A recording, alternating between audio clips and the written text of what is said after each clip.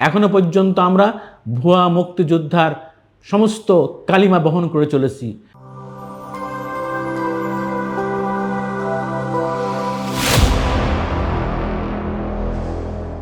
সুপ্রিয় দর্শক, আমি বিএম জাহাঙ্গীর আপনাদের স্বাগত জানাচ্ছি আমার কথা শোনার জন্য। যারা এই মুহূর্তে আমাকে দেখছেন তাদের প্রতি আমি বিশেষভাবে কৃতজ্ঞ।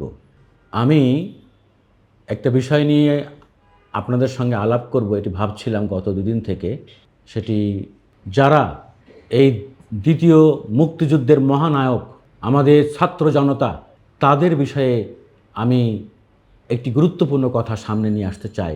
সেটি হলো সরকারের তত্ত্বাবধানে, ছাত্রদের তত্ত্বাবধানে এই আন্দোলনে শাহাদত বরণকারী, এই আন্দোলনে আহত হওয়া, ইভেন এই আন্দোলনে সক্রিয়ভাবে যারা জীবনের ঝুঁকি নিয়ে অংশগ্রহণ করেছে তাদের তালিকা তৈরি করা, এবং তা এখনই করতে হবে।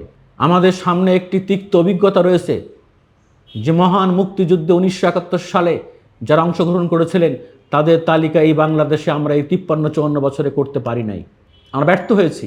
ভুয়া মুক্তিযোদ্ধা নিয়ে কত রিপোর্ট, কত সংবাদ প্রকাশিত হয়েছে। যে ভুলটি 1971 সালের পর করা হয়েছিল, আমরা সেই ভুল আর করতে চাই না। কারণ এটি অবশ্যই দ্বিতীয় একটি মুক্তিযুদ্ধ।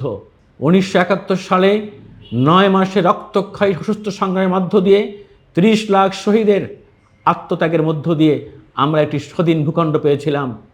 আর এবার ছাত্র জনতার আত্মত্যাগের মধ্য দিয়ে, বিশেষ করে আমার শিক্ষার্থী বন্ধুদের চরম ঝুঁকি, চরম জীবনের আত্মত্যাগের মধ্য দিয়ে আমরা প্রায় 3 শতাধিক মানুষের জীবনের বিনিময়ে এবং কয়েকশো মানুষ যে আহত হয়েছে তাদের ত্যাগের বিনিময়ে এই নতুন করে আমরা স্বাধীনতা পেয়েছি। আমি মনে করি আমার সঙ্গে সবাই হয়তো একমত হবেন, সবারই হয়তো একই দাবি থাকবে যে আমরা চাই এই আন্দোলনে, এই গণ অভ্যুত্থানে, এই দ্বিতীয় মুক্তিযুদ্ধে যারা শাহাদত বরণ করেছে তাদের তালিকা এখনই হতে হবে। প্রত্যেকের তালিকা আমরা চাই যে আগামী 1 মাসের মধ্যে এই অন্তর্বর্তীকালীন সরকার প্রকাশ করবে।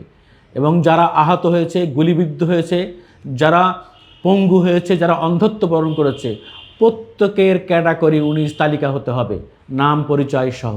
এবং যারা সক্রিয়ভাবে এই মুক্তিযুদ্ধে অংশগ্রহণ করেছে, ছাত্র, যুবক, শিক্ষার্থী, নানান পেশার নানান শ্রেণীর মানুষ, তাদের তালিকা হতে হবে। কারণ আমার ধারণা কোনো এক সময় এই তালিকার প্রয়োজন হবে এবং তখন দেখা যাবে যে ঠিকই আবার যারা এতে অংশগ্রহণ করে নাই সেই ভুয়া মুক্তিযোদ্ধার মধ্যে তারা ঢুকে পড়বে নানান সুবিধা নেওয়ার জন্য।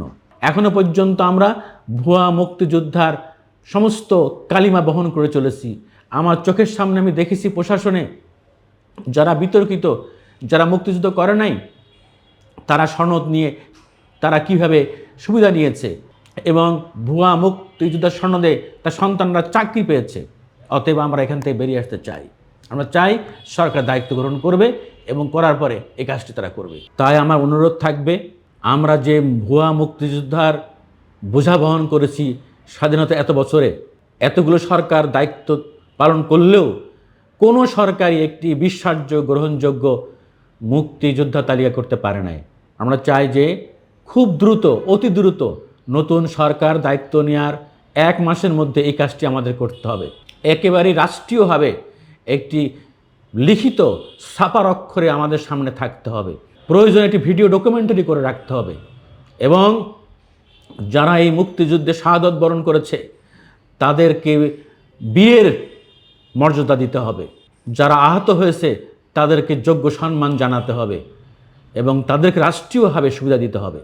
আশা রাখি এই অন্তর্বর্তীকালীন সরকার যারা আজকে শপথ নেবে, তারা শপথ নেওয়ার পরে এই মানুষের গণদাবির এই বিষয়টি তারা দেখবেন এবং তার বাস্তবায়ন করবেন। এখানে ধন্যবাদ জানাচ্ছি আমার কথা শোনার জন্য। এতক্ষণ যারা কষ্ট করে, যারা সময় ব্যয় করে আমার কথা শুনলেন, তাদের প্রতি আবারও কৃতজ্ঞতা। আল্লাহ হাফেজ।